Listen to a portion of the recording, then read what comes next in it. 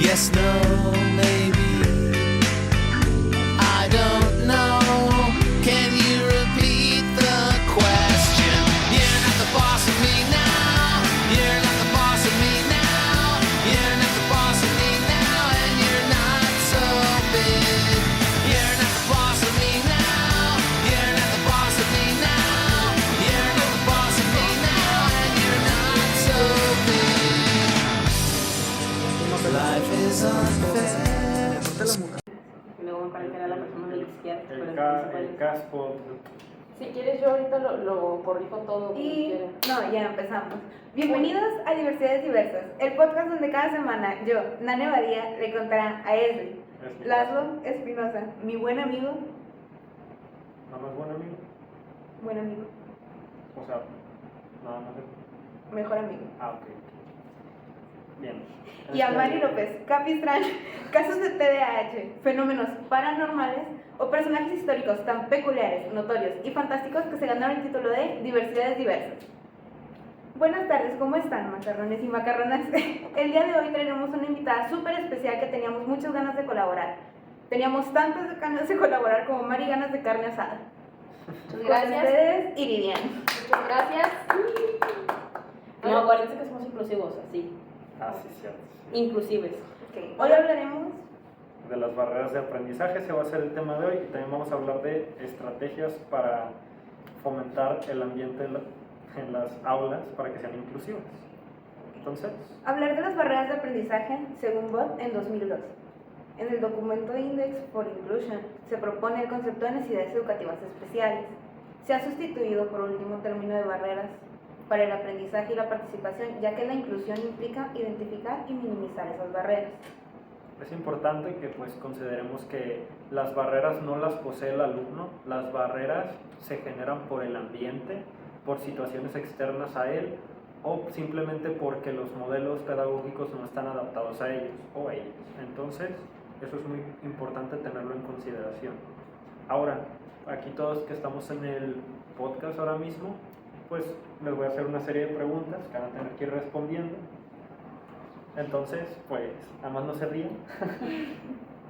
Bien, entonces vamos a hablar sobre las experiencias que han tenido, principalmente, pues ya que somos maestros, vamos a hablar sobre esas experiencias personales que han vivido en las aulas y que pues les han dejado una marquita, ¿no? No sé, es que un alumno tenía algún problema distinto que yo nunca había visto o algo similar. Bien, entonces, antes de comenzar, ¿alguien quiere decir algo? Sí, mira, fíjate. Las únicas barreras que yo he visto en mis alumnos es con las que se golpean en la cara cada que salen al descanso. Y las únicas necesidades que yo detecto es la de bañarse, porque verdaderamente entras al salón después de educación física y se nota la diferencia, la necesidad, se nota. Sí, pasa muy seguido. Ya se nos cayó la escenografía, pero no pasa nada. Entonces, sí, es muy común que nuestros alumnos se caigan durante y antes de los recreos, pero bueno. Bien, la primera pregunta sería, aquí lo tengo, ¿cuántas barreras de aprendizaje lograron ver en sus prácticas? 2. 2, ¿ok? ¿Alguien más? Yo tengo algo que decir al respecto. Fíjate, esta pregunta me parece muy interesante porque esto de medir, cuantificar las barreras educativas, pues verdaderamente es algo que no puede hacerse del todo, a mi parecer. Estando frente al grupo, pues me topé con la realidad de que uno llega, pero resulta que cada niño es un mundo, no es un robot al que le digo, tú haces esto y el niño lo hace. Es un ser que ya tiene experiencias previas y pues resulta que no es igual como le ve en su casa al niño, por ejemplo. Imaginemos un supuesto, tenemos 2 alumnos y los 2 tienen TDA. No es lo mismo el niño que en su casa recibe apoyo, va a terapia, ya sea, bueno, pongámonos no sus papás, porque nos enfrentamos a que no nada más los niños que tienen alguna condición psicocognitiva tienen barreras de aprendizaje, sino todos los niños tienen alguna barrera de algún modo. Entonces una barrera puede ser sus papás no son los que los cuidan, porque resulta que tienen que ir a trabajar, ¿verdad? Sí. Entonces ya estamos en esa imaginación de que al primer niño lo cuidan sus papás, que quiere decir que a lo mejor mamá y papá trabajan en casa, porque si no, pues no se completa para el gasto. ¿Qué pasa? Al otro niño es hijo de abuelita, no tiene mamá o papá, o solo tiene alguno y es la abuelita quien lo cuida. Pero ¿qué pasa? Al primer niño, mamá y papá pues no le pueden prestar atención porque tienen que trabajar, lo dicho. Y resulta que pues no pueden llevarlo a terapia, no pueden llevarlo a que lo nivelen, no puede recibir las indicaciones. La única ayuda que tiene la criatura es la que le da el maestro, y si acaso llega a ver, usa él. ¿Qué pasa con el otro niño? Pues igual no tiene tanto dinero porque solo tiene uno de sus progenitores, pero pues la abuelita tiene tiempo de llevarlo. Sí. La abuelita se encarga de hacer las vueltas, de llevarlo a terapia, con psicóloga, de dar el seguimiento. ¿Y qué pasa? Ya tenemos esos dos casos, pero imaginemos un poco más. Resulta que tenemos otros dos niños que tienen, pon tú no TDA, algo del espectro autista, mismas condiciones. Pero ¿qué pasa?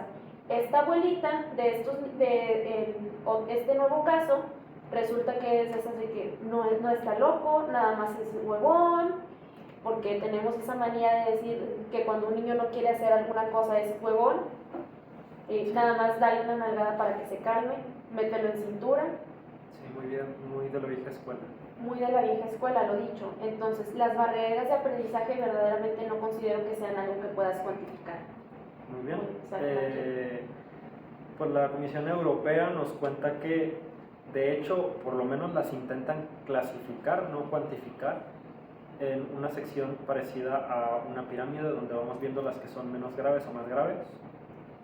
No son cuantificables porque pueden ser infinitas, pueden ser causadas por el mismo sesgo de la sociedad. Nos va poniendo pues estas barreras de aprendizaje, son construcciones sociales. La educación también es una construcción social, entonces pues hay que tener cuidado como quiera con qué análisis podemos hacerle a un alumno para decidir qué vamos a escribir, si es que lo vamos a escribir, o vamos a determinar cuál es la barrera de aprendizaje que él está o ella está superando. Entonces ahí es donde tenemos que revisar esos asuntos, ¿no? Totalmente de acuerdo. En este caso, lo de clasificar, realmente lo que podemos acomodar es el contexto, en dónde pasa esto, de dónde viene, lo que nos lleva incluso a la siguiente pregunta, que es si los padres de familia pueden llegar a poner esas mismas barreras, e incluso, como ya lo habíamos visto antes, como lo podemos asumir, creemos realmente que los niños son los que las tienen ya, esas barreras, pero es algo a lo que se enfrentan, ¿no? Algo Sí, que viene externo. Sí, exacto, es algo que, por ejemplo, vamos a suponer de un caso de un niño que tenga pues la visión totalmente reducida, no puede ver, vaya, un ciego. En este caso, los modelos pedagógicos normalmente no se ajustan a las necesidades del alumno, y lo que estamos buscando es lograr que las expectativas que se tenían de triunfo de ese niño o niña se superen. De esta forma, pues llegando por lo menos a un aprendizaje mínimo, sea lo mínimo que se espera del rubro o no, se superaron las expectativas y es lo correcto. Yo ahí tengo una duda. ¿Sí? ¿Podemos utilizar el término visibilizar la ceguera si ellos no ven? Sí, sí podemos. No, y también tengo otra duda, porque cuando dijeron TDA me perdí con la paloma que está por allá. Pero tú me habías... No hay palomas. No hay palomas, de hecho. También hay que considerar que pues, podemos tener alumnos con esquizofrenia, siempre se puede dar el caso, pero bueno.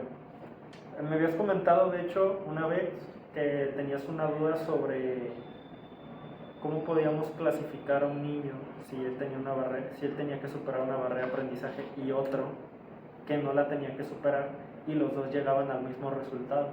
¿Sí recuerdas esa duda que me diste?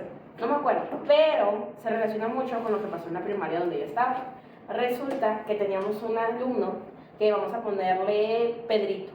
Okay. Sí. Pues Pedrito tenía el TEA, pero pues no bueno, el TEA, pues él tenía alguna dificultad para socializar y no podía hablar en público, pero era muy inteligente en matemáticas, en español, y le encantaba dibujar. Una señora llegó muy enojada para reclamarle al maestro porque su hijo tenía puros 7, y el alumno Pedrito tenía puros 10. Y el maestro le comentó que estaba basándose en las capacidades de Pedrito, porque él había avanzado mucho para cómo llegó y cómo estaba ahorita.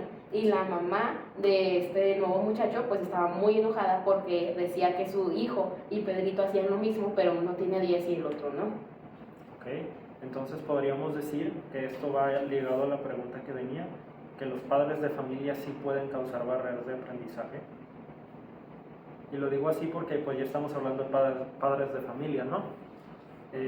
Tenemos un padre, una madre que su hijo tiene algún problema de, pues, cognitivo, ¿no? Y el padre o la madre simplemente no lo aceptan y solo viven con la falsa idea de que su hijo no tiene ningún problema y no lo van a revisar, no lo llevan al médico, no lo llevan al psicólogo, no lo llevan a ningún tipo de ayuda, no lo canalizan a ningún servicio, ¿verdad? De estos servicios de ayuda a este tipo de situaciones, y simplemente el niño empieza a crecer y con esas barreras de aprendizaje que el sistema pues educacional tiene. El niño va a tener que estar superando retos que a lo mejor en algún momento le van a calzar y en otro momento no. Y ese niño se va a quedar atrás. ¿Por qué? Porque no se canalizó al niño a, no sé, un CAM o alguna asociación médica, algún tipo de institución en el cual lo pudieran, pues vamos a decirlo de esta forma, regularizar al nivel al que se supone que tiene que estar. Entonces, ¿están de acuerdo? ¿Los padres de familia podrían o no causar las barreras de aprendizaje? De hecho, yo creo que sí, porque incluso, aunque los alumnos, aunque los niños no tengan algo así como alguna especie de autismo, se tiene mucho eso de que las palabras afectan, más conforme vas creciendo. Y si le vas diciendo al niño, no, es que tú no sabes, no, es que estás tonto. Por ejemplo, en mi caso, en el grupo hay un niño que a base de lo que le dicen sus papás, insistiéndole en que no sabe leer, en que no aprende, él mismo se bloqueaba. Esa misma barrera que le pusieron sus papás, él mismo también se la fue creando poquito a poquito. Y una vez lo ponías a leer o intentabas que leyera algo, decía que él no podía, que él no tenía esa capacidad en lo absoluto. Okay. Y no es algo que se creó él, no es algo que él traiga, es algo que era externo, igual Sí. como estamos diciendo ahorita. Le afectó un factor social que fue con sus padres, ¿no? Fíjate que yo también estoy muy de acuerdo en eso que acabas de decir de los padres. Aceptar en un momento que tienen sus hijos o no una discapacidad. Siento que de alguna manera es como si los niños fueran un carrito y estuvieran en una calle. Y depende de los papás si va a ser una calle con muchos baches como las que están en Fumerrey o si va a ser una calle pavimentada. Porque yo tenía un alumno de que siempre le decían que él tenía TEA, pero que él tenía Asperger y a él lo trataban como autismo, pero también en la familia de él tenía este estereotipo de sobreprotegerlo y de no dejar que él hiciera las cosas. Y en un momento pues donde su inteligencia pues no estaba igual y habilidades que se le debieron de haber desarrollado en un campo, en algunos otros lugares, pues no fueron desarrolladas. Simplemente la mamá decía, ok, es autista, no va a poder hacer nada y lo tengo en la casa, ni siquiera lo mandaba a la escuela, era un conocido. Bueno, entonces yo creo que más que una peor decisión es lo peor que pueden hacer. O sea, decir, ¿sabes qué? Tengo este hijo y no lo voy a atender porque le estás quitando oportunidades. Sí, Porque, por ejemplo, también hemos visto muchos casos de personas con Down, de que llegan a casarse, a tener una carrera, una familia, inclusive, por ejemplo, personas que hasta trabajan para el gobierno, de que como funcionarios, secretarios, etcétera, pero también encontramos personas con Down que no terminaban ni siquiera la primaria, porque pues depende mucho del apoyo de los padres. Si tú no aceptas que tu hijo tiene alguna discapacidad y de ahí te agarras para apoyarlo, es una peor decisión que irle a la mérito. Muy bien. Pues sí, hay dos extremos, ¿no? Siempre hay dos extremos o más. En este caso pues es una línea. O lo aceptas tanto que lo sobreproteges o no lo aceptas y simplemente continúas con normalidad en vez de proceder a lo que deberías de hacer. Pero bueno. Los que no lo aceptan le van a la América, y los que sí le van a la América y no lo aceptan le van a los Chivas o al Cruz Azul. Ok, la siguiente. ¿Creen que podrían clasificarse las barreras de aprendizaje? Desde mi punto de vista, sí. Las barreras del aprendizaje muchas veces responden al entorno, y el entorno, recordemos que está conformado por cultura, por personas, que esta gente tiene una historia, antecedentes similares. Entonces también tiene mucho que ver barreras físicas del lugar, Ok. así como de las propias impuestas por la familia. Muy bien. Bot de hecho las clasifica como tres, que son culturales, políticas y también prácticas. Entonces muchas veces ellos las clasifican de esta forma porque lo social es lo cultural y lo cultural es lo que les termina afectando, como por ejemplo lo que mandábamos a decir Lidia. A veces la gente en el pasado, e incluso sigue sucediendo, mi hijo nació, por ejemplo, con síndrome de Down, ¿no? Bueno, lo voy a esconder. Y lo escondían. Y es bien sonado. Si le preguntamos a una persona más mayor, siempre nos va a decir, sí, a los Down los escondían. Muchas de las ocasiones aquí en México, pues así se daba la situación. Las políticas se dan por el hecho de que muchas veces el gobierno dictamina una orden y se tiene que cumplir. Si la SEP propone un programa de estudio donde cierta demografía, o sea, un grupo de personas determinado no se considera, pues están destinados a hacerse a un lado. Y las prácticas son aquellas kinestésicas, ¿no? No sé, el alumno requiere correr y con todo lo que puede sonar feo lo que voy a decir, pero es que mi alumno no puede cumplir la actividad porque no le sirven las piernas, él no puede caminar, él no es capaz de hacer esa actividad porque no dispone de los recursos necesarios para hacerlo. O, por ejemplo, no sé, mi alumno no se puede parar porque tiene algún problema de hipertensión, algún otro motivo médico. También caben aquí en las prácticas. El alumno pues no puede simplemente hacer una tarea por alguna condición médica, alguna condición física, alguna condición mental o algún otro tipo de barrera que se le presente por cómo una actividad está planteada. Esto es lo que nos dice Bob. Entonces, bueno, no sé si alguien más quiera comentar algo acerca de las barreras de aprendizaje. Sí, justamente sobre las barreras de aprendizaje. Lo que nos mencionabas de que eran políticas, culturales y prácticas. Justamente en el programa actual de estudios, el que se está utilizando, recordemos que ya está a punto de cambiar, pero de momento se sigue trabajando con aprendizajes clave.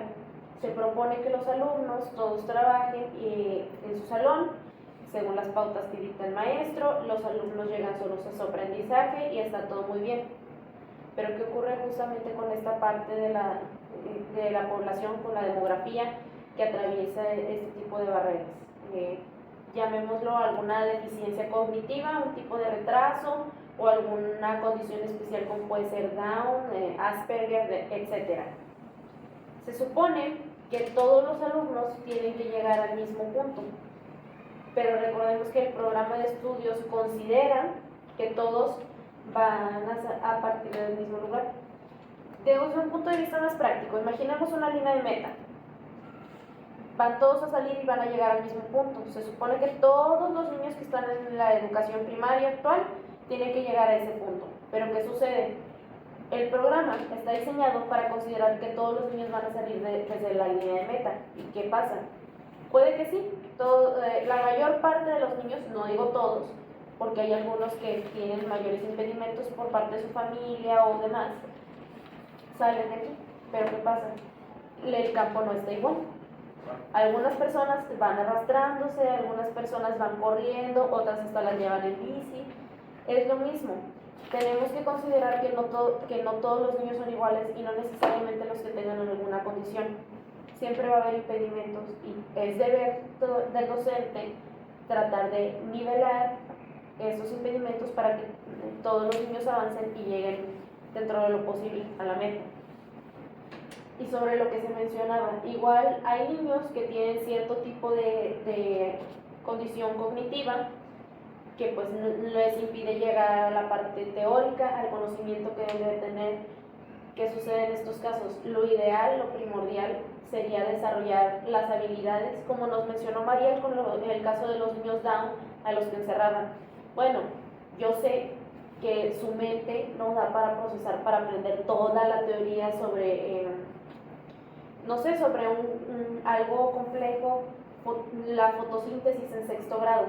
El niño su mente no puede aprender algo tan complejo. Sí. Pero ¿qué pasa? El niño tiene que ir a la escuela y tiene que aprender a hacer algo porque tiene que vivir de algo de grande. Exacto. Entonces, ¿qué es lo que sucede? En estos casos, lo que se pretende es que los niños se enfoquen en el desarrollo de sus habilidades. Sí, para que se integren a la sociedad, ¿no? Exactamente. Pues es que retomando en sí el beneficio del estudio, la raíz, ¿por qué se hizo? Es eso, para integrarnos a la sociedad, para aprender a socializar. Entonces, si por ejemplo, volviendo a lo que decíamos del currículum, también tiene el mismo valor un 7 de un niño, por ejemplo, por así decirlo, estándar, sin ninguna barrera, a un niño con Down. ¿Por qué? Porque estamos hablando de cómo avanzó él. En lo que él tenía de capacidad, pues avanzó un 70%. Que a mí me gusta ver las calificaciones más como porcentajes que como un número de aquí para acá no valgo y de aquí para acá sí. Porque yo digo, ok, no sé, de las tablas me sé del 1 al 5, me ponen un 50, aprendí el 50%, no está mal, aprendí la mitad, pero a lo mejor puedo esforzarme más para aprenderme más de la mitad y tener un mayor conocimiento.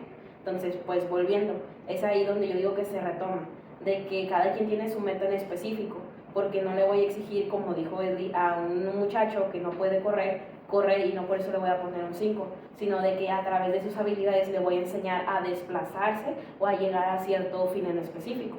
Entonces, volviendo a las habilidades de socialización, en sí la escuela, y todos necesitamos la socialización. La escuela es para socializar y adentrarnos a lo que es la sociedad. Totalmente de acuerdo. El fin ideal de la educación primaria es no necesariamente que los niños absorban los contenidos teóricos, sino que aprendan a desenvolverse en sociedad y a desarrollar sus habilidades prácticas. Y es que también hay que ser sinceros. Si yo, por ejemplo, ahorita les pregunto a ustedes cuál es la fórmula general, muchos ahorita ni se acuerdan. ¿Por qué? Porque cuando vas en camión no le vas a decir al señor, me da 2X de camión. No, me da tanto de descuento. No, realmente lo que ocupamos más es la socialización. ¿Qué se le queda al niño cuando va al normalista, cuando va al maestro, cuando va a realizar un examen? Me decían unos familiares, cuando yo me acuerdo de mi papá, no me acuerdo que iba a pagar la luz, me acuerdo cuando me llevaba a comer, cuando jugaba con él. Igual ahí, el niño cuando salga de la escuela, de sexto de primaria, no se va a acordar, me acuerdo cuando vimos las fracciones mixtas, las fracciones propias e impropias. No, se va a acordar de que ese día el maestro le llevó un hot cake y empezaron a partir la pizza. Bueno, el hot cake, ¿verdad? Porque pues pizza, a lo mejor se les llevó pizza. O no se va a acordar un niño de, es que el maestro estaba bien guapo. Probablemente, pero ese no es el fin, sino de que igual, lo que se nos queda de la escuela es los momentos, la socialización, más que nada. Sí, y por eso es donde tenemos que caer en cuenta sobre el aprendizaje situado y el aprendizaje social. ¿No? La teoría sociocultural de Vygotsky pues respalda todos estos hechos. Ahora sí, entonces, ¿nadie más quiere hablar? ¿No? Para hacer un corte porque me preocupa que esa cosa no esté grabando. Corte. Y ahorita voy a decir, siento como ya estamos muy serios. Es que Ivy es muy profesional. Sí. Está mal escrito. No pasa nada. No lo van a ver. Es que me metí muy en fondo en el paquete del inglés. Y luego me parece que era la persona de la izquierda. El caspo. Si quieres, yo ahorita lo corrijo todo. como Y quiera. no, ya empezamos. Bienvenidos a Diversidades Diversas, el podcast donde cada semana yo, Nane Badía, le contará a Esli, Laszlo Espinosa, mi buen amigo, ¿Nada más buen amigo? buen amigo, O sea, nada más de... mejor amigo. Ok. Bien. Y a Mari López, Capi Strange, casos de TDAH, fenómenos paranormales o personajes históricos tan peculiares, notorios y fantásticos que se ganaron el título de Diversidades Diversas. Buenas tardes, ¿cómo están, macarrones y macarronas? El día de hoy traeremos una invitada súper especial que teníamos muchas ganas de colaborar. Teníamos tantas ganas de colaborar como Mari ganas de carne asada. Muchas Con gracias. ustedes, Iridian. Muchas gracias. No, acuérdense que somos inclusivos, así. Sí, cierto. Inclusives. Okay. Hoy hablaremos De las barreras de aprendizaje se va a ser el tema de hoy y también vamos a hablar de estrategias para fomentar el ambiente en las aulas para que sean inclusivas. Entonces, hablar de las barreras de aprendizaje según Bott en 2002. En el documento Index for Inclusion se propone el concepto de necesidades educativas especiales. se ha sustituido por último término de barreras para el aprendizaje y la participación, ya que la inclusión implica identificar y minimizar esas barreras. Es importante que pues consideremos que las barreras no las posee el alumno, las barreras se generan por el ambiente, por situaciones externas a él o simplemente porque los modelos pedagógicos no están adaptados a ellos o a ellas. Entonces, eso es muy importante tenerlo en consideración. Ahora, aquí todos que estamos en el podcast ahora mismo, pues les voy a hacer una serie de preguntas que van a tener que ir respondiendo. Entonces, pues, nada más no se rían. Bien, entonces vamos a hablar sobre las experiencias que han tenido, principalmente, pues ya que somos maestros, vamos a hablar sobre esas experiencias personales que han vivido en las aulas y que pues les han dejado una marquita, ¿no? No sé, es que un alumno tenía algún problema distinto que yo nunca había visto o algo similar. Bien, entonces, antes de comenzar, ¿alguien quiere decir algo? Sí, mira, fíjate, las únicas barreras que yo he visto en mis alumnos es con las que se golpean en la cara cada que salen al descanso.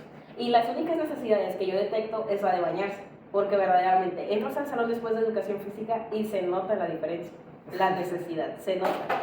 Sí, pasa muy seguido. Ya se nos cayó la escenografía, pero no pasa nada. Entonces, sí, es muy común que nuestros alumnos se caigan durante y antes de los recreos, pero bueno. Bien, la primera pregunta sería, aquí lo tengo, ¿cuántas barreras de aprendizaje lograron ver en sus prácticas? 2. 2, ¿ok? ¿Alguien más? Yo tengo algo que decir al respecto. Fíjate, esta pregunta me parece muy interesante porque esto de medir, cuantificar las barreras educativas, pues verdaderamente es algo que no puede hacerse del todo, a mi parecer.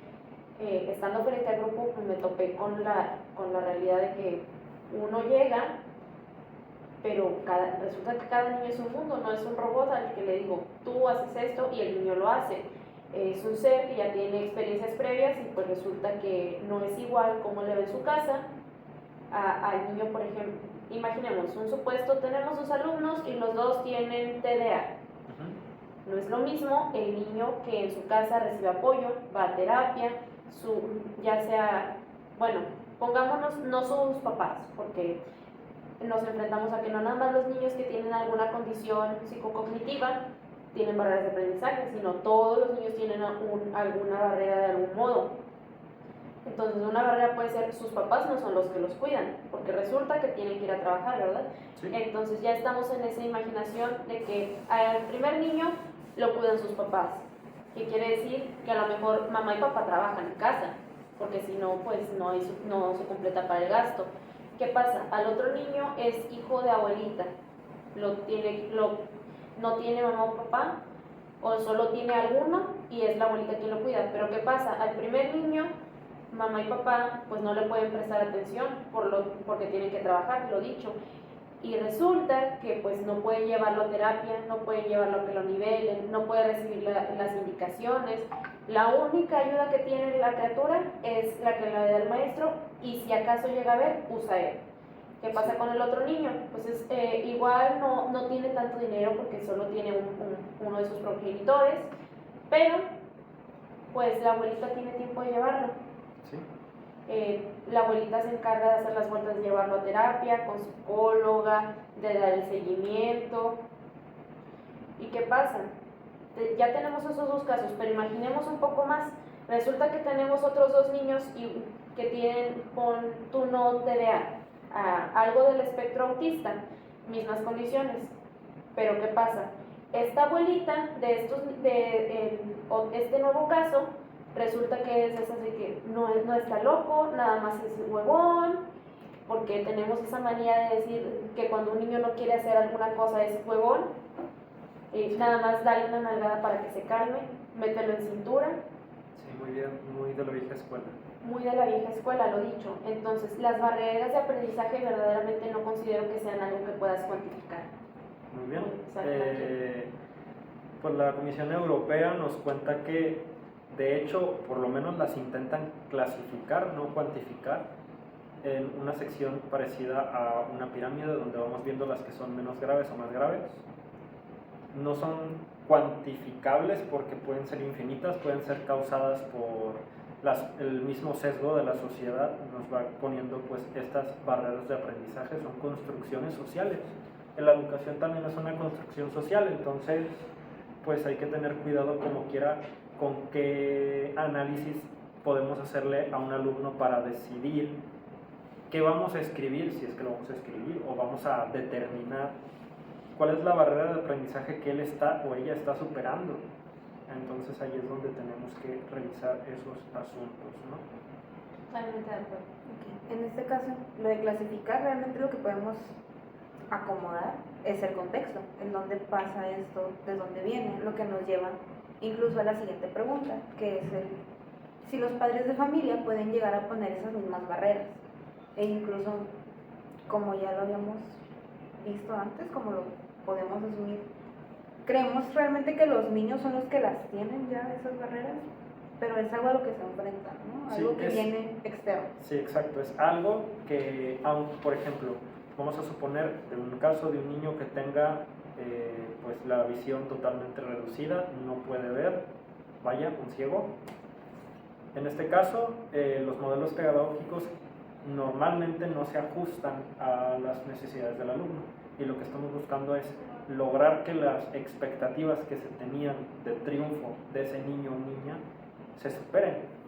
De esta forma, pues llegando por lo menos a un aprendizaje mínimo, sea lo mínimo que se espera del rubro o no, se superaron las expectativas y es lo correcto. Yo ahí tengo una duda. ¿Sí? ¿Podemos utilizar el término visibilizar la ceguera si ellos lo ven? Sí, sí podemos. No, y también tengo otra duda, porque cuando dijeron TDA me perdí con la paloma que está por allá. Pero tú me veas... No hay palomas. No hay palomas, de hecho. También hay que considerar que pues, podemos tener alumnos con esquizofrenia, siempre se puede dar el caso, pero bueno. Me habías comentado, de hecho, una vez que tenías una duda sobre cómo podíamos clasificar a un niño si él tenía una barrera, si él tenía que superar una barrera de aprendizaje y otro que no la tenía que superar y los dos llegaban al mismo resultado. ¿Sí recuerdas esa duda que me diste? No me acuerdo, pero se relaciona mucho con lo que pasó en la primaria donde yo estaba. Resulta que teníamos un alumno que vamos a ponerle Pedrito. ¿Okay? Sí. Pues Pedrito tenía el TEA, pero pues no bueno, el TEA, pues él tenía alguna dificultad para socializar y no podía hablar en público, pero era muy inteligente en matemáticas, en español y le encantaba dibujar. Una señora llegó muy enojada para reclamarle al maestro porque su hijo tenía puros 7 y el alumno Pedrito tenía puros 10.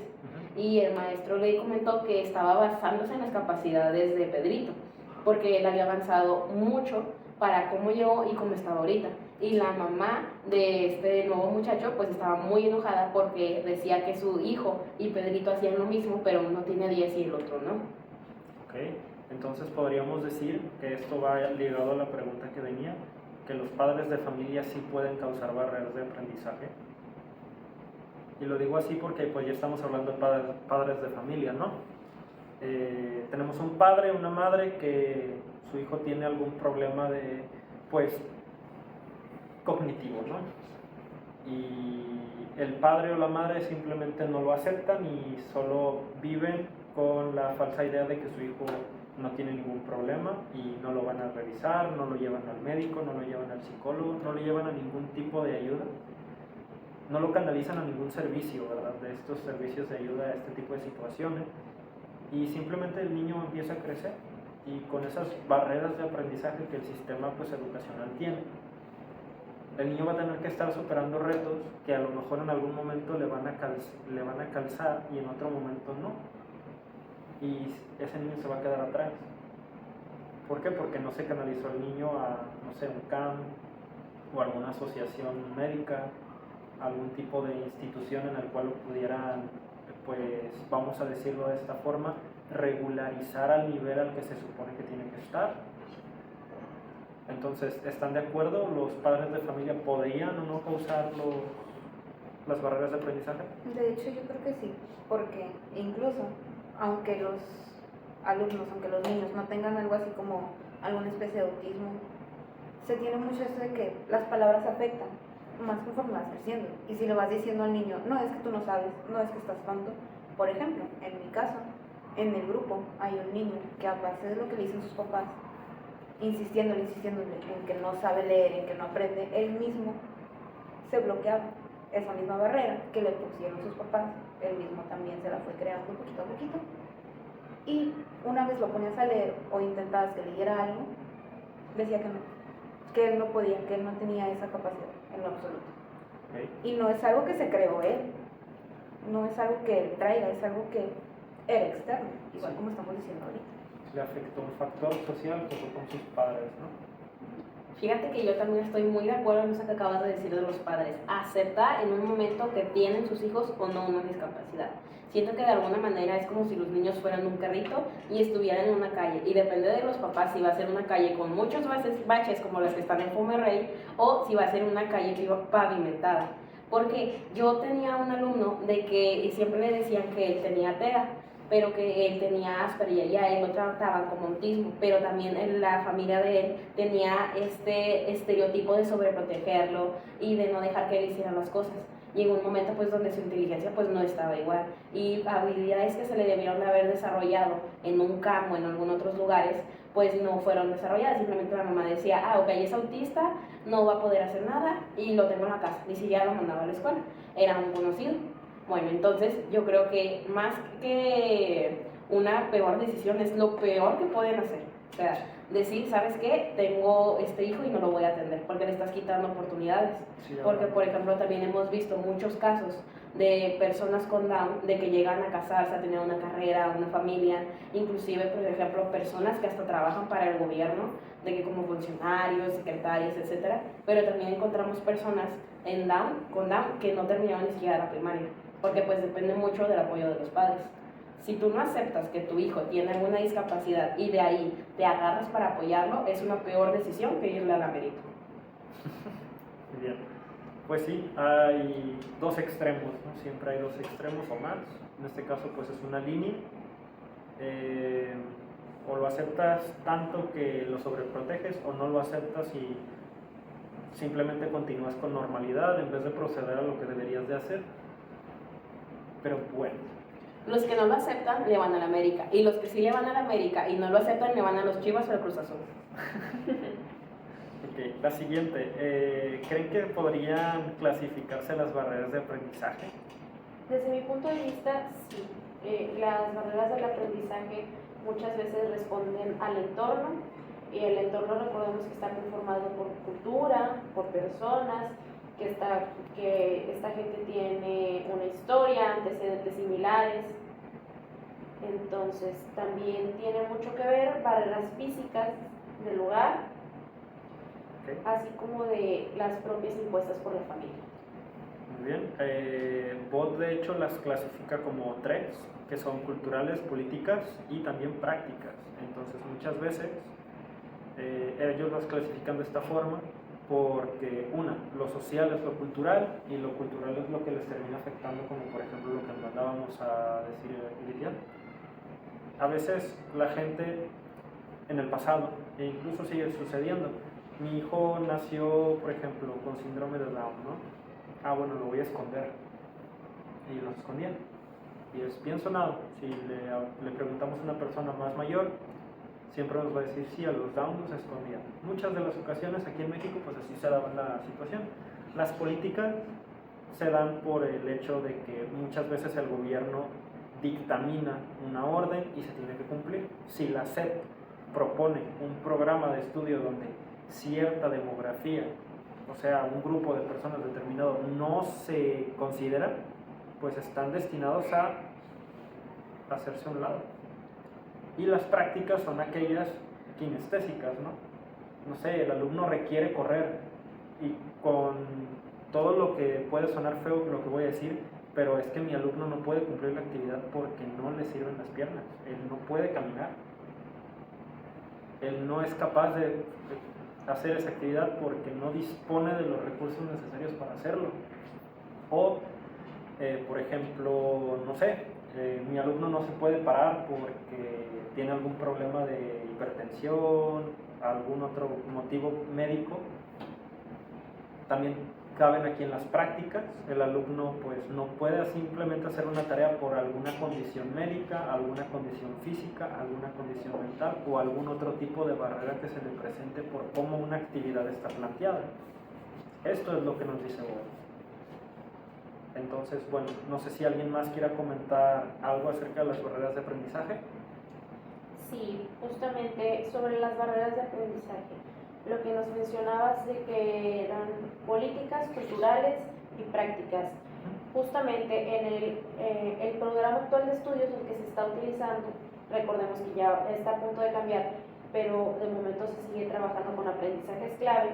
Se propone que los alumnos todos trabajen en su salón, según las pautas que dicta el maestro, los alumnos llegan solos a su aprendizaje y está todo muy bien.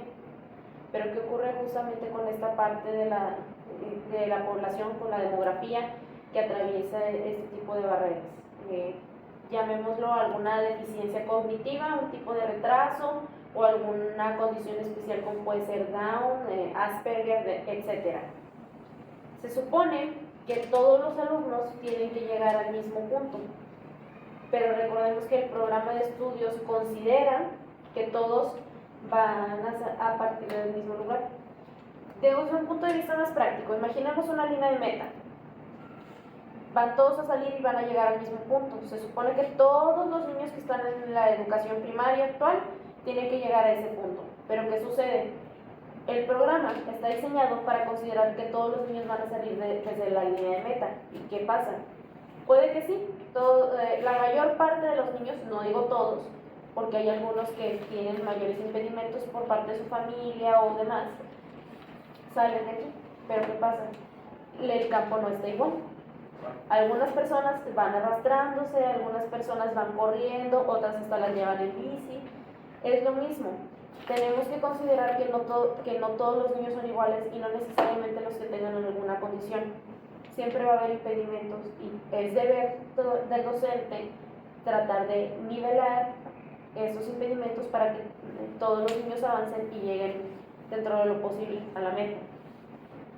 Y sobre lo que se mencionaba, igual hay niños que tienen cierto tipo de condición cognitiva que pues les impide llegar a la parte teórica, al conocimiento que debe tener. ¿Qué sucede en estos casos? Lo ideal, lo primordial sería desarrollar las habilidades, como nos mencionó Mariel con el caso de los niños Down a los que encerraban. Bueno, yo sé que su mente no da para procesar, para aprender toda la teoría sobre, no sé, sobre algo complejo, la fotosíntesis en 6º grado. El niño su mente no puede aprender algo tan complejo. Sí. Pero ¿qué pasa? El niño tiene que ir a la escuela y tiene que aprender a hacer algo porque tiene que vivir de algo de grande. Exacto. Entonces, ¿qué es lo que sucede? En estos casos lo que se pretende es que los niños se enfoquen en el desarrollo de sus habilidades. Sí, para que se integren a la sociedad, ¿no? Exactamente. Pues es que retomando en sí el beneficio del estudio, la raíz, ¿por qué se hizo? Es eso, para integrarnos a la sociedad, para aprender a socializar. Entonces, si por ejemplo, volviendo a lo que decíamos del currículum, también tiene el mismo valor un 7 de un niño, por ejemplo, por así decirlo, estándar, sin ninguna barrera, a un niño con Down. ¿Por qué? Porque estamos hablando de cómo avanzó él. En lo que él tenía de capacidad, pues avanzó un 70%. Que a mí me gusta ver las calificaciones más como porcentajes que como un número de aquí para acá no valgo y de aquí para acá sí. Porque yo digo, ok, de las tablas me sé del 1 al 5, me ponen un 50, aprendí el 50%, no está mal, aprendí la mitad, pero a lo mejor puedo esforzarme más para aprenderme más de la mitad y tener un mayor conocimiento. Entonces, pues volviendo, es ahí donde yo digo que se retoma, de que cada quien tiene su meta en específico, porque no le voy a exigir, como dijo Eddy, a un muchacho que no puede correr y no por eso le voy a poner un 5, sino de que a través de sus habilidades le voy a enseñar a desplazarse o a llegar a cierto fin en específico. Entonces, volviendo a las habilidades de socialización, en sí la escuela, y todos necesitamos la socialización. La escuela es para socializar y adentrarnos a lo que es la sociedad. Totalmente de acuerdo. el fin ideal de la educación primaria es no necesariamente que los niños absorban los contenidos teóricos, sino que aprendan a desenvolverse en sociedad y a desarrollar sus habilidades prácticas. Y es que también No hay hay que ser más. sinceros. Si yo, por ejemplo, ahorita les pregunto a ustedes cuál es la fórmula general, muchos ahorita ni se acuerdan. ¿Por qué? Porque cuando vas en camión no le vas a decir al señor, me da 2X de camión. No, me da tanto de descuento. No, realmente lo que ocupamos más es la socialización. ¿Qué se le queda al niño cuando va al normalista, cuando va al maestro, cuando va a realizar un examen? Me decían unos familiares, cuando yo me acuerdo de mi papá, no me acuerdo que iba a pagar la luz, me acuerdo cuando me llevaba a comer, cuando jugaba con él. Igual ahí, el niño cuando salga de la escuela, de sexto de primaria, no se va a acordar, me acuerdo cuando vimos las fracciones mixtas, las fracciones propias e impropias. No, se va a acordar de que ese día el maestro le llevó un hot cake y empezaron a partir la pizza. Bueno, de hot cake, ¿verdad? Porque pues pizza, a lo mejor se les llevó pizza. O no se va a acordar un niño de, es que el maestro estaba bien guapo. Probablemente, pero ese no es el fin, sino de que igual, lo que se nos queda de la escuela es los momentos, la socialización, más que nada. Sí, y por eso es a donde tenemos que caer en cuenta sobre el aprendizaje situado y el aprendizaje social. ¿No? La teoría sociocultural de Vygotsky pues respalda todos estos hechos. Ahora sí, entonces, ¿nadie más quiere hablar? ¿No? Para hacer un corte porque me preocupa que esa cosa no esté grabando. Es que volvimos a replantear las cosas porque esto de la sociedad, del aprendizaje social, está muy padre. Porque nuevamente les pregunto, ¿qué te acuerdas tú más de cuando estabas en la primaria? De la vez que te quisieron casar, que se te cayó el elote, de la vez que todos estaban viendo una película, de cuando estaban viendo el mundial o de las fracciones mixtas. Dejen su comentario en los links. Deje su En los comentario show ahí, notes, profe. en los show notes van a estar los comentarios y esperamos su donación de Patreon. Es para una carnita asada. Pero Y por ejemplo, a ver, Lazo, ¿tú qué opinas? ¿Qué te acuerdas más de cuando te intentaron casar o de las fracciones?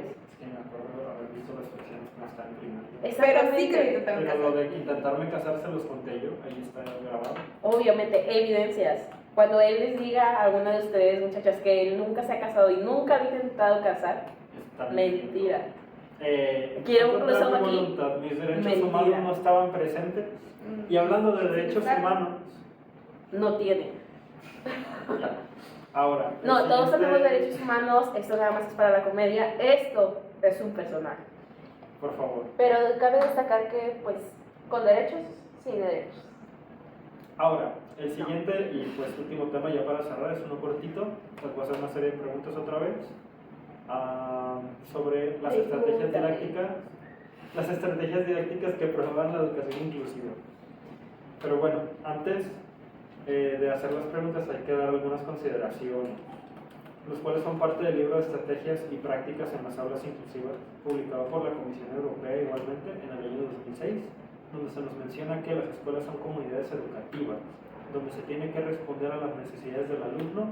No solo se trata de atenderlos como si de cuidadores se tratase, sino que se busca que se cree un conocimiento académico y ese mismo crezca, pero no solo el académico, también se considera el emocional y el social. Entonces, ¿qué estrategias les parecen ideales en las aulas que fomenten la inclusión? Fíjate que antes de ir a las estrategias me llamó mucho la atención lo que dijiste de lo socioemocional. Eso es algo que le aplaudo últimamente a los nuevos planes. ¿Por qué? Porque antes no estaba eso, por ejemplo, en el plan del 93. Y luego, por ejemplo, pierde el América o pierden los Tigres y ves gente llegando a su casa diciendo, si pierde el América, pierde mi familia. ¿Por qué? Porque no saben regular sus emociones.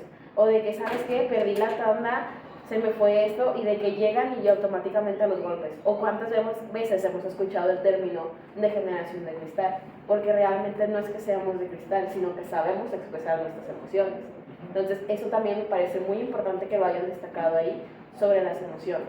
Algo de la inclusión, también que me gusta mucho, es que no hay que generar, no hay que educar a los niños, a ver, él tiene esto, sino que hacerlo ver como unos iguales. Ok, a lo mejor no va a poder correr contigo, pero pueden jugar a otras cosas.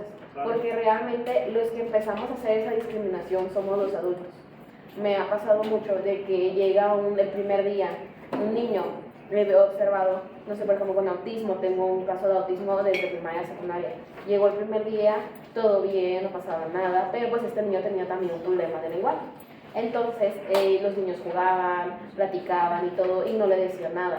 Al momento de que llega al descanso y uno de los alumnos platica con su mamá, llega y le empieza a decir, ay, es que ay, es que y le empieza de que porque estaba gordito, y empiezan a molestarlo. Y yo me llamó la atención porque antes sí y luego no. Entonces, primeramente, pues fue por los padres, como mencionábamos anteriormente, porque muchas veces los adultos somos los que ocasionamos eso. Entonces, primero, más que educar en inclusión, enseñarles que no hay barreras, que todos tenemos las capacidades diferentes. Así como yo, a lo mejor un alumno no puede correr porque utiliza silla de ruedas, a lo mejor yo batallo más para matemáticas y eso no me hace tener nada malo, sino que a partir de eso pues también podemos encontrar juegos divertidos. Claro. Entonces no educarlos con ese capacitismo de que esto sí, esto no puedes ni modo. Por ejemplo, yo he visto muchos adultos, digo, con los niños es un poquito diferente, los niños generalmente son un poquito más cohibidos, yo he visto muchas experiencias. Por ejemplo, la barrera de aprendizaje del bullying, muchas veces los niños pues simplemente no quieren trabajar.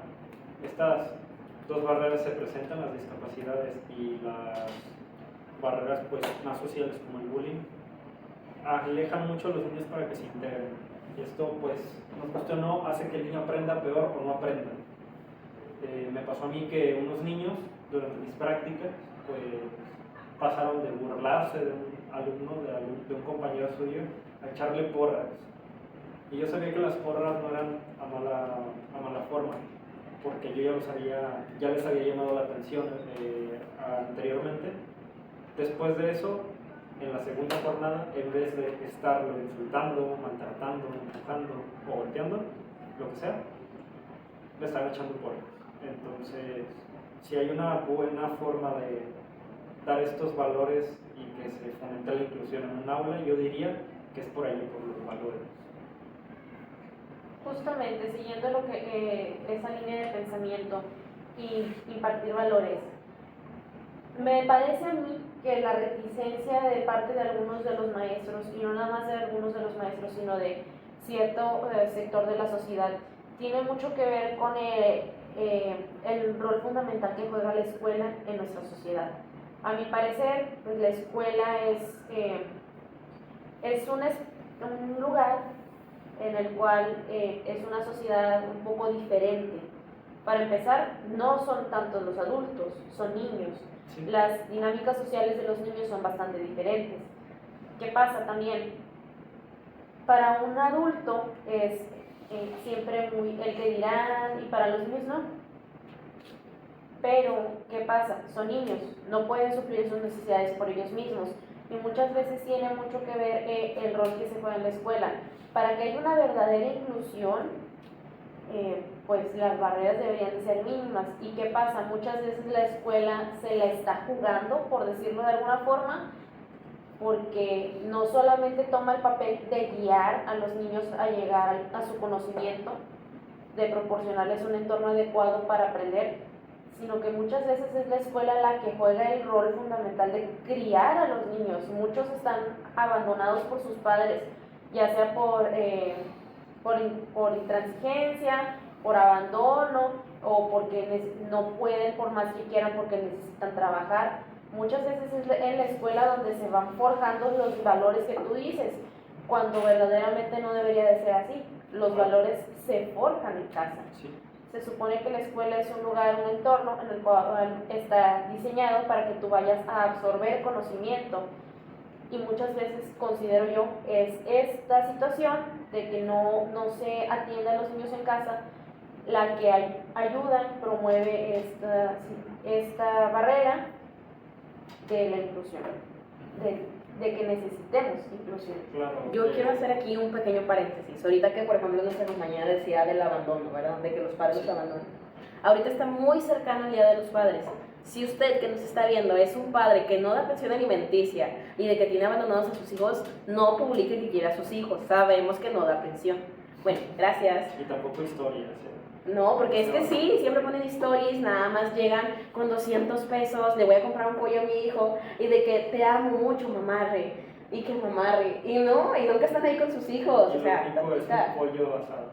No se Y preocupen, voy- compañeros. Si ustedes no tienen papá, no se preocupen porque no les pase pensión. Igual baila muy bonito. Chayanne siempre baila bonito. Todos somos hijos de Chayanne. Bueno, Y si tú eres Chayanne, tú también eres hijo de Chayanne. pero regresando a la pregunta y más específicamente, una estrategia que implementarían ustedes para fomentar la inclusión en un aula. Fíjate, justamente una estrategia ayuda bastante al momento de trabajar con los niños el trabajo en equipos. Y estos trabajos en equipos, no dejarlos a ellos que formen sus propios equipos, sacarlos un poco, bueno, no solo un poco, mucho, de su zona de confort, que trabajen con personas nuevas, que aprendan a socializarse, que no se queden nada más estancados, que aprendan a tratar con gente que tiene este tipo de situaciones tanto cognitivas como aptitudinales, aprendan a trabajar. Otra cosa, promover la participación de todos los alumnos y sobre todo remarcarles el respeto.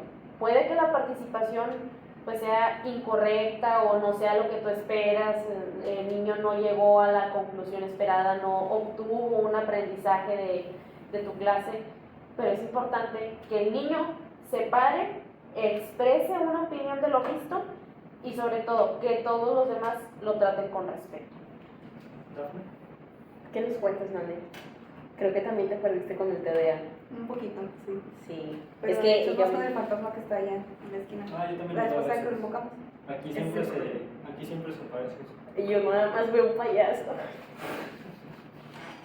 Pero Pero bueno, bueno. volviendo a esto de lo del trabajo en equipos, de hecho sí es algo que funciona mucho y se da mucho el caso que nosotros como maestros nos podemos llegar a alterar por el caos y el desorden que se puede llegar a hacer, incluso que entre los mismos equipos, pues que a mí no me gusta trabajar con tal o que yo quería estar con Laszlo, pero no, me tocó trabajar con Mari y yo la voy a empezar a bullear a ella porque yo no quería trabajar con ella.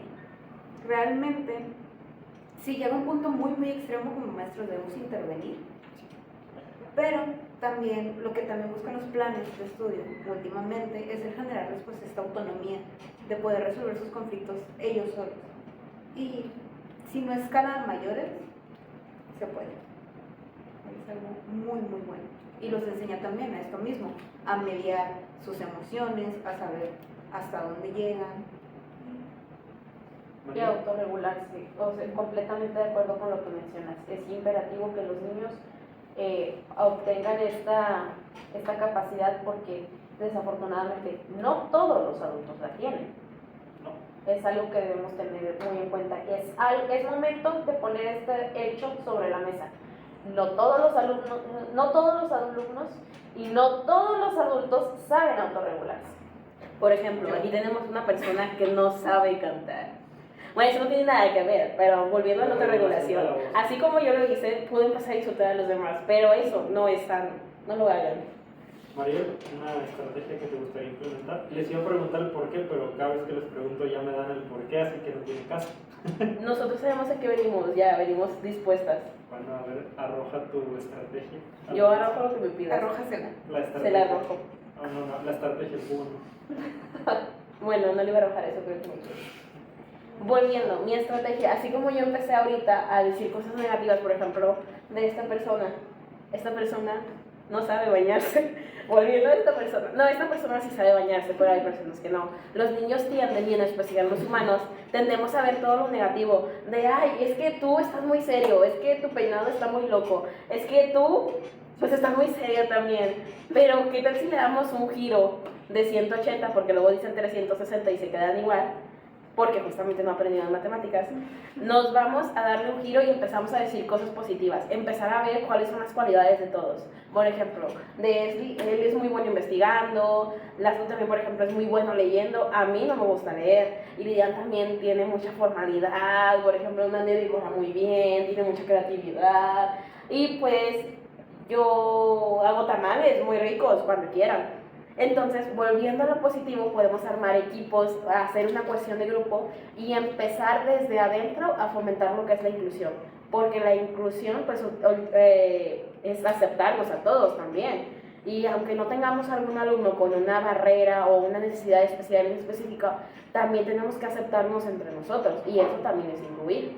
Porque Justamente, Otra estrategia que se plantea mucho en los planes actuales es el trabajo por proyectos.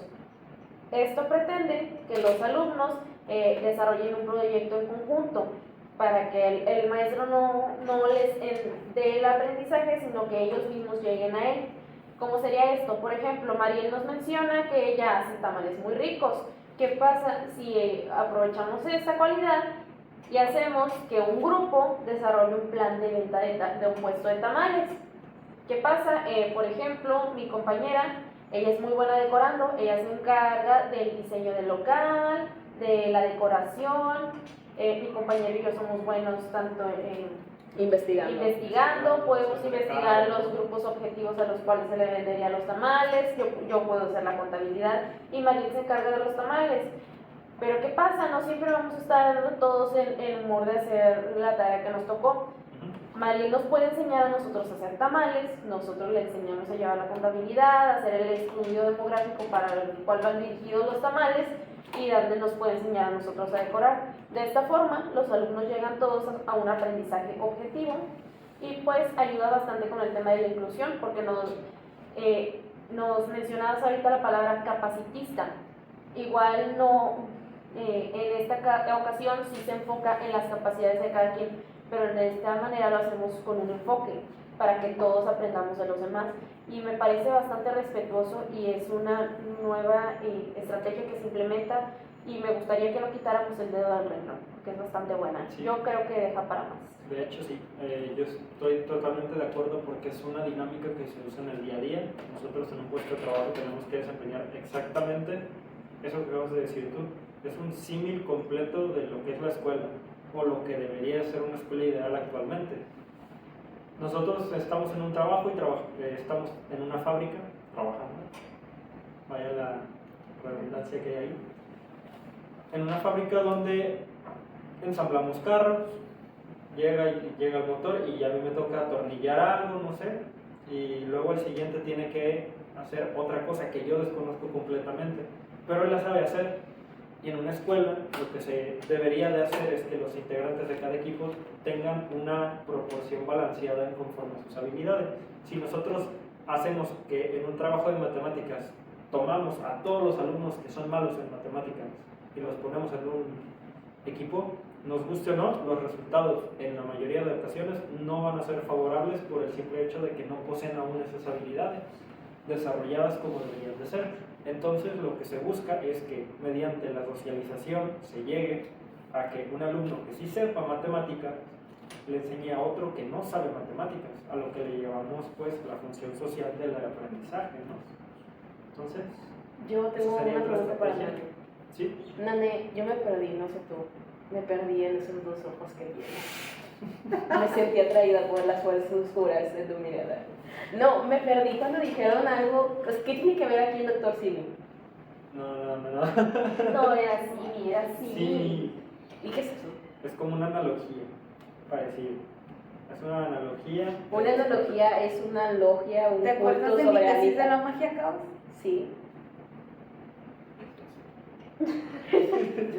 Bueno, y ya para terminar, Es que no, me tripé bien fuerte con lo del doctor Simi. ¿Los han visto bailar? Bailan se baila así. bien padre, la verdad. Eso sería una capacidad muy Respondiendo sí o padre. no, No. respondiendo sí o no, Depende. ¿aplicaron alguna vez esta estrategia? Sí, sí. Sí. Ahora, respondiendo un poquito más abierto, pero ya brevemente, ¿por qué es importante utilizar estas estrategias, Iridian? Porque todos aprenden de todos. Mariel. Todos aprenden de todos, como dijo Iri, y también a veces como que vemos la educación muy monótona, como que nada más, siéntate, copia, aprendiste, sí, no, ni modo, 5. Y todo este tipo de dinámicas como que le da un sabor extra a lo que es la educación, es como que la sale dentro del guiso, en el guiso para los tamales, claro. Entonces, pues esto como que le da un dinamismo y también volviendo a lo del aprendizaje social, generamos experiencias que les va a hacer a los alumnos acordarse. Porque si, por ejemplo, empezamos a describir a los demás y de que no, resulta que al que nadie le habla, todos le vieron muchas cualidades, se van a acordar más de eso. Que si alguien salió con algo chistoso, pues también se van a acordar de eso. que si el maestro les empezó a poner un mensaje, ay, el maestro me puso que estoy bien guapo, y todos, ay, mira, lo pusieron que está bien guapo, aunque él nada más lo haya puesto porque se equivocó de alumno, los alumnos también van a estar de que, ay, mira, está bien guapo. Ok, eso fue para nada breve, pero gracias. Sí respondió bien, Daphne. Así siempre respondo bien. Siempre. Ok, en mi caso fue ¿Qué porque significa nunca? fue algo completamente nuevo porque mis alumnos no están acostumbrados a trabajar en equipo. Nunca Sí. trabajaron en equipo, fue algo completamente nuevo. E incluso se aplicó lo de la resolución de problemas ahí mismo porque era un grupo violento. Horrible. Ok, y conmigo pues también era un grupo bien violento, ya les comenté, hicieron llorar a varios niños, se empujaban entre ellos, uno improvisó una catapulta, no sé cómo, pero bueno, las apliqué, sí, algunas veces sí, Funcionaron. y funcionaron de formas muy diversas, pero para ser breves, sí, y más bien de lo que yo esperaría que hubieran funcionado, incluso siendo un grupo tan conflictivo como el que me topé en esta pues, jornada. Y ya para acabar, la última pregunta, otra vez, breve, pero ahora voy a empezar desde acá, esta la voy a responder yo primero. ¿Cómo benefician a los niños estas estrategias? Yo creo que les enseñan pues funciones básicas de la vida como pues la teoría sociocultural, el aprendizaje social, ¿no? Podemos decir, tal cual lo que dijiste otra vez, cambiando de palabras, los hace funcionales para la sociedad, los ayuda a regularse y a saber convivir. ¿Me puedes repetir la pregunta? Ok. ¿Cómo benefician a los niños estas estrategias? Esto es el TDA, es muy importante tratarlo porque... Sí. ¿Otra vez? ¿Cómo benefician a los niños estas estrategias?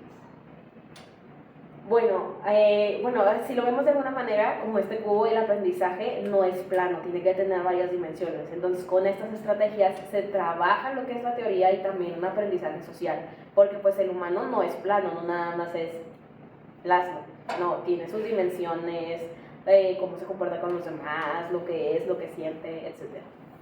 ¿Qué diría?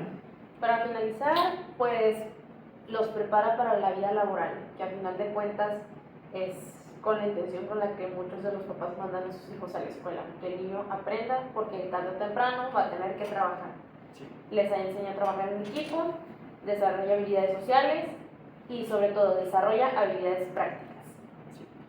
Entonces ya para ir concluyendo esto, pues la mayoría de la comunidad mexicana tiene un salario promedio, un trabajo común, cajero, acomodador de supermercado, y esto pues es lo que nosotros necesitamos que nuestros alumnos aprendan. Las habilidades básicas, sociales, se van a tener que desenvolver en un ambiente completamente social porque el ser humano, como ya sabemos que es, pues un organismo completamente social, ¿no? Entonces, ¿algo que quieran decir para despedirse, no sé? Pues no, les damos las gracias por haber atendido nuestro podcast. Estamos muy contentos, siempre trayendo temas polémicos aquí a la mesa, a discusión. Pues muchas gracias por haberme invitado. Yo voy a dejar una última pregunta para la reflexión. ¿Es acaso bueno comer sandía después de las 6 de la tarde? No porque espera que sean las 6 de la tarde para volverse mortal. Y ni te la vayas a tomar con vino porque se hace piedra en tu estómago. No te preocupes por la sandía, a la larga te acostumbras. Pongámoslo a prueba. Investiguen muy bien eso. Entonces, nada. Y entonces eso fue todo por nuestro podcast de hoy, macarrones y macarronas, y nos vemos en la siguiente. Y no se junte con Mariel porque es una mala influencia. Y recuerden- No, acuérdense que no hay que ir a la América y si le van a la América, no le vayan a cursos. Aplausos Aplausos inclusivos. inclusivos. Muchas gracias Y por de ver. producción inserte el piano macabro. Corte. Por favor, sí, está.